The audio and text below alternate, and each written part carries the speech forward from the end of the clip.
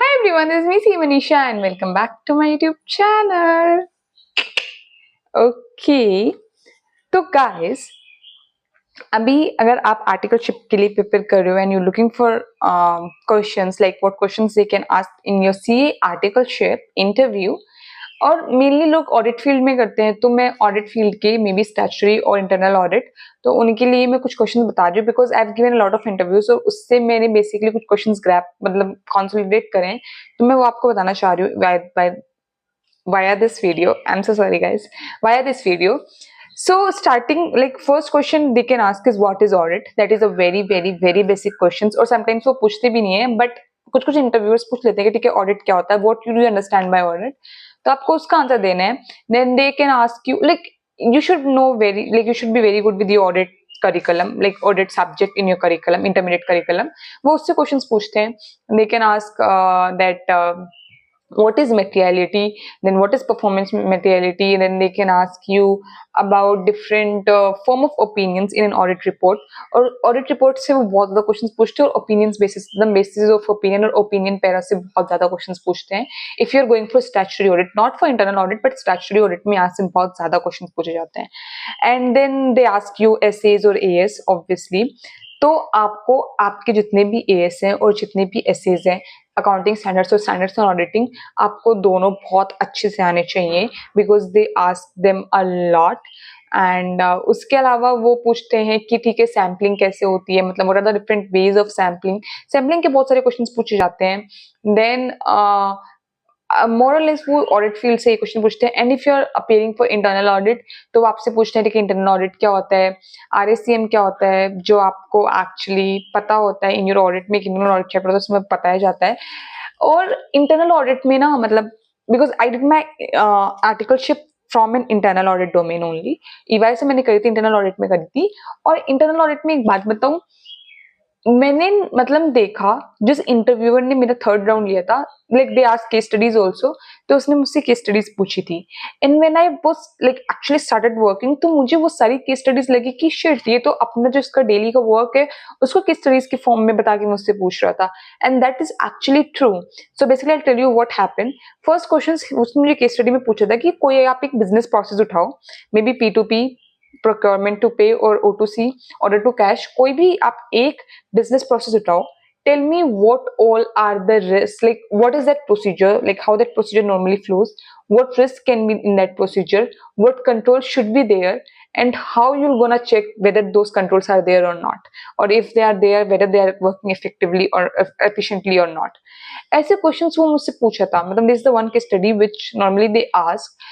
And इसके लिए there was like EIS का चैप्टर वो होता था, पेपर होता था, और EIS में ये बिजनेस प्रोसेस के बारे में बताते थे कि ठीक है इस बिजनेस प्रोसेस में ये रिस्क होता है, यहाँ पे ये कंट्रोल होना चाहिए. जैसे कि ठीक है ये रिस्क हो सकता है कि आप किसी एक मतलब कोई पीओ रेज कर रहे हो किसी एक वेंडोर को, और इस सेम वेंडोर को आप पीओ रेज कर रहे हो जो कि आपके मैट्रिक्स में मतलब आपकी अथॉरिटी नहीं है उतना बड़ा पीओ रेज करने के लिए, बट आपके कर रहे हो आप पीओ को स्प्लिट कर दे रहे हो. जैसे सपोज एक बंदा है एक सर्टेन पोजीशन पे एंड उसकी अथॉरिटी है कि ठीक है, क्योंकि कंपनी डेलीगेट करती है पावर्स, एंड उसकी पावर में ये है कि आप may be suppose I would say ठीक है आप 100 लाख तक का लाइक 10 लाख तक का पीओ रेज कर सकते हो, but if the amount of that purchasing order is more than 10 lakh तो आपको हायर अथॉरिटी की अप्रूवल चाहिए. बट वो क्या करता है, वो instead of raising one PO of 10 lakh वो दो पांच मतलब उसको अगर 15 लाख का पीओ रेज करना है तो वो 15 लाख का एक पीओ रेज करने के बजाय 7.5 करके दो पीओ रेज कर देगा. दोनों उसको अथॉरिटी के अंदर आ गए, लेकिन उसने एक्चुअली में जो कंट्रोल था वो ब्रीच कर दिया. So how the firm is maintaining the like how the firm is making sure कि ऐसे कंट्रोल्स ब्रीच ना हो. तो ऐसे करके मतलब क्वेश्चंस आते हैं. तो ये एक्चुअली में हम लोग प्रोसेस रिव्यू करते थे, हम लोग ये सारी चीजें चेक करते थे, तो मुझे लगता था कि ठीक है ये तो सेम वही है जो उसने मुझे इंटरव्यू में पूछा था. Then second case study what he asked was कि मतलब ये वाली केस स्टडीज भी बहुत कॉमन है कि उसने मुझे बोला that he have given me 3 situations. Now I don't clearly remember क्या क्या सिचुएशन थी, बट वो आपको 3 इश्यूज बताएगा. ये बोलेगा that you are working like you are auditing any company, और वहां पे आपको 3 इशू मिले. अब आपको ये इशू में से सिर्फ कोई एक इशू सीनियर मैनेजमेंट को प्रेजेंट करना है, आप ये तीनों इश्यूज नहीं प्रेजेंट कर सकते. तो आप कौन सा इशू प्रेजेंट करोगे? See now in this question obviously interviewer do not expect you to get the same answer or the right answer what is there in his mind, but वो देखेगा कि आपने क्या सिलेक्ट किया और उसका रीजन क्या था सिलेक्ट करने का. इट्स नॉट दैट कि हाँ ठीक है आपने टिक मार दिया. No, you have to tell why you have selected this. आपको क्यों लगता है इन तीनों इशू में सबसे बड़ा मेजर इशू यही वाला है. वो कुछ भी हो सकता है. Maybe whether you are thinking from the financial perspective, whether you are thinking from the regulatory perspective. मतलब कभी कभी क्या होता है कि रिपोर्टिंग में कुछ इशू होता है, कभी कभी क्या होता है कंपनी को फाइनेंशियल लॉस से बचा सकता है. तो आप कौन से पर्सपेक्टिव से सोच के करते हो. इंटरव्यू बस वो चेक कर रहा है. इट डजंट मीन कि ठीक है, और वो आपसे सेम आंसर एक्सपेक्ट भी नहीं करता, to be very honest.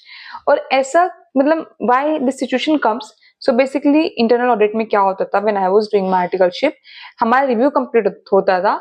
then we used to come up with a lot of issues, but higher management के साथ हम एक एमडी डेक बनाते थे जिसमें हम सिर्फ और सिर्फ जो हमारे बहुत मेजर इश्यूज हैं, मटेरियल इश्यूज हैं, वो दिखाते थे. We do not present everything to the MDs, to the higher authorities. तो उसमें मतलब सिलेक्ट करने के लिए you have to use your brains, you have to use your professional judgement कि आपके हिसाब से क्या मटेरियल है, क्या नॉट मटेरियल है. फाइनेंशियल इम्पैक्ट के अलावा भी बहुत सी चीजें होती हैं जो मटेरियल होती है नहीं होती हैं. तो उसके लिए that case studies was build. तो जो बेसिकली केस स्टडीज होती हैं they build that from their own work only, और वो आपसे एक्सपेक्ट आंसर्स करेक्ट करते भी नहीं है. Just wanted to see how you see the things, how you analyse the things. So those are like few basic questions if you're going for audit, maybe statutory or internal audit. And yes, statutory audit में कारों में से भी चीजें पूछी जाती हैं कि कारो 2024 2026 में जो भी कारो एप्लीकेबल है at whatever time you are giving, तो कारों से भी चीजें पूछी जाती हैं. And yep, that's it. If you're giving interview, just make sure you are very well versed with your intermediate curriculum. उसमें से घुमा घुमा के क्वेश्चन पूछेगा. जो भी क्वेश्चन पूछेगा ना, आपकी किसी बुक के किसी पेज के किसी लाइन से उसका आंसर फ्रेम हो सकता है. You just have to be mentally present और आपको पता होना चाहिए कि ठीक है वो क्या पूछ रहे हैं, how you to tackle it. And all the very best guys with your all hunt. Let me know if you have any doubt, any query कि कैसे कैसे क्या करना है. आई नो इंटरव्यू थोड़ा नया नया होता है, so you might be a bit of nervous, a bit of hesitated, but ये प्रोसेस होता है. दे हैव टू जज you and you have to showcase, you have to showcase that how you are better than other candidates. And yep, all the very best, and trust me, you all will gonna land in your dream firms. Just have patience, make sure your preparation are top notch, on point, and you are good to go. Okay, and if you have any query, any question, just do comment down in this video. I'm surely gonna reply, and I'm gonna see you in another video. Till then, bye bye.